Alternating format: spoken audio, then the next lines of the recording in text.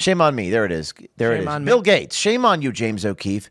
Your bad faith. This is the Bill Gates, not Bill Gates Microsoft. There's another Bill Gates who works in Maricopa County elections. Shame on you, O'Keefe. Your bad faith undercover investigation endangers the safety of workers. Election workers are our friends, neighbors, and family members. They did nothing wrong. They deserve our respect. Again, I'm a reporter, and my job is to report. It's interesting that newspapers can quote people, but when you video quote them, somehow it puts them in danger. I mean, I guess I understand that on some level in this highly, divided world of ours when things have become so heightened. But I'm factually reporting what's happening, and I think all of this is meant to deter fraud. And what I hope what I know will happen in the next week, because I'm the leader of this effort, is we're just going to have 100 people provide recordings, Tim. And hopefully that deters the fraud that you speak of. How do we make it bigger than several hundred and get 10,000 people who are legally set up to record and monitor? Laws are very tricky on this, and I have to say that. What is the legality? I could pass the bar exam on this crap. I have posted to our website all the laws. It's only legal in so many states. It's very complicated. So you gotta check the OMG website. It's very complicated. You can't intimidate a voter. And the question is, will the Department of Justice view this? It's not, but will they pull an Orwellian thing and try to say that we're intimidating voters by recording? It only matters if they win. So here's the issue. If you go to one of these polling locations completely under your legal rights and engage in monitoring or whatever it is legally, and Trump wins, no, you're good. But if you do that and then Kamala wins, you're going to get locked up. Yeah, but are they going to lock up everybody? Do you think they're going to do that? They set up Capitol police offices around the country to go after people who were wandering around on January 6th and didn't even enter the building. There are people who showed up. So there's one story that I've talked about quite a bit. It was a woman who told me she was going to jail for 18 months, her and her husband, because they showed up to the Capitol hours after the Capitol was breached. They went on the side of the building. They were walking around where there was no broken glass and no violence. The doors had been propped open. They walked up, no barriers, no obstructions, walked in the building, looked around for about 2 minutes, walked out having no idea what went on, arrested, charged, sentenced to 18 months. Let me do the ethical thing here, because we're broadcasting to a lot of people. This will take me 30 seconds. What not to do. Do not intimidate voters. If you're recording, do not intimidate. That means do not do anything aggressive or threatening around polling locations that can be viewed. Don't photograph ballots or people who are voting. Don't do that. Don't touch ballots. Don't pretend to be someone else. Don't interfere with the election. Be respectful and check your recording laws in the states. I posted this to my website.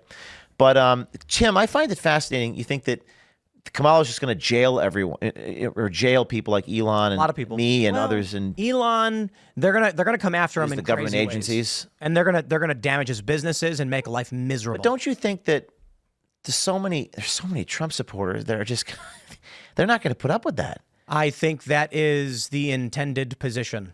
No, to create a civil unrest. Well, yeah, because I don't think anybody wants civil war at an official level. There's certainly people on the ground like Antifa and maybe some elements of the right that are like, yeah, bring it on. But that's ridiculous.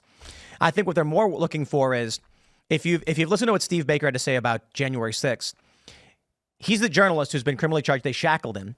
And he said, in his opinion, the Pentagon planned for J6 to go down the way it was. And if it wasn't for one officer, there may have been severe injuries to members of Congress and the Senate. One officer of his own volition without orders evacuated the building. He got in trouble later on for, something else. He said he was endangering officers. If he did not of his own volition evacuate, then the J6ers would have clashed with members of Congress. Steve Baker believes that was the intention, so that way they could say this was an insurrection. And if you think about it through that lens, everything they've done hunting down J6ers makes sense if a member of Congress was hurt in some way. But considering you have a bunch of nonviolent misdemeanor trespass, hunting people down and putting them in solitary confinement makes literally no sense. So I would say it's not that anybody wants a grand scale separatist movement or anything like that, but that they want to terrify people into sitting down and shutting up. They want to create an air of fear and terror among anyone who would oppose the uniparty machine, and then give themselves justification for going after the people who speak up and speak out. That's going to create a threshold of moral outrage where it'll just be a pendulum swing. It could, or it could create a Soviet or Chinese communist type era where the dissenters are just beaten down and suppressed and hidden. I think my theory is that America might be different than all those previous examples throughout history. We're more cavalier, we're more cowboy, we're more the land, the land of the free, the home of the brave. My theory, and I have to believe this, otherwise we're just, what's the point of existing? I have to believe that we're just built differently. So even if it were true, which I don't actually believe, but even if it were true that Kamala wins and all these regulatory agencies put people like me in jail. By the way, I've been to jail. I've been raided by the FBI, arrested by the FBI, sued 40 times, fired from the company I founded, and I can go on. But even if I were to take your premise, I think the people would just rise up. I don't mean that in a violent way. I just mean they would support the people who are in jail and donate to their lawyers. But go ahead. This is it. Yeah. Trump winning may be that people finally breaking and saying, I've had enough of this. And now in Jefferson County, in West Virginia, the line for early voting is massive. And I don't believe the people in West Virginia are lining up in droves to vote for Kamala Harris. Look, you can argue that Kamala's got her base, for sure. I don't think anyone is that passionate about Kamala. The only argument would then be they actually believe Trump is Hitler and they're passionate against him. Let me throw you another black swan here in your Ooh, black swan. Black swan means unpredicted, unknown thing, curveball. I have a whistleblower from FEMA that's going public Thursday. FEMA, the North Carolina situation. Halloween. A full-time federal employee, Christian lady, who says, to hell with this, I'm blowing the whistle on the agency. And I'm noticing a pattern. You and I have been talking about this for years. But I'm noticing now, like, people have just had enough. They just Zach, you saw the guy crying in the Border Patrol car. Yeah. And I just think you're gonna see more of those types of people rise up. And and notice you didn't see the movie, but in the movie, Zach makes a sign of the Christian cross. I say, aren't you afraid they're gonna take your pension? They're gonna destroy your life. He says, you're looking at it. Very powerful. He says, to hell with all of you. I am willing to die on my cross, so to speak, for the public's right to know. So this lady that coming out from FEMA Thursday, a few days before the election comes out, I mean, it's very powerful. And I think that you just need a few people with courage, and courage is in short supply these days. But that's another thing that could happen. I was just thinking about it, and I think it's a simple equation. When the fear of what this country is becoming outweighs the fear of reprisal, exactly, you will get whistleblowers. That's exactly right. And I think we're starting to see this. That's exactly right. And I have this new nonprofit that pays I'm paying Zach's legal bills, Citizen Journalism Foundation. It's very, very powerful to hear. I asked this lady, I said, aren't you afraid? And she said, no, I'm called to do this. And your point is well taken. Soviet Union. What are the other countries you mentioned that went through this hell, this dystopian? It's a pattern throughout history, right? Where we just descend into compliance and conformity, and people are afraid to do the right thing. But this is America, damn it. This is different. We're built differently, right? Yeah, local governance runs this show. Yeah. There's so many people that control their locality here.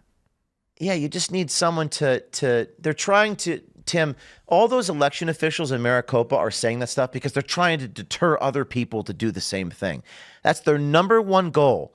Deter others. Zach took his gun away, took Zachary Apotheker. By the way, at some point, I'd love to call him in just 2 minutes on the show so everyone could hear his voice, the Border Patrol agent. Yeah. Took his gun away, took his paycheck, cut his paycheck, trying to make his life a living hell so they can deter other people from doing the same thing. I think more likely than you getting thrown in jail in the event that Kamala wins, due to the nature of the work you do, I think that big tech firms will just see a Kamala victory as license to crack down. That's censorship. Interesting. Yeah. But Zuckerberg, what do you think his philosophy is? They're so dumb for trusting me. He literally said that. But he sounds like he's become more politically libertarian. Thanks for checking out this clip from Timcast IRL. Make sure to watch the show live Monday through Friday at 8 p.m. Subscribe to this channel, and we will see you all there.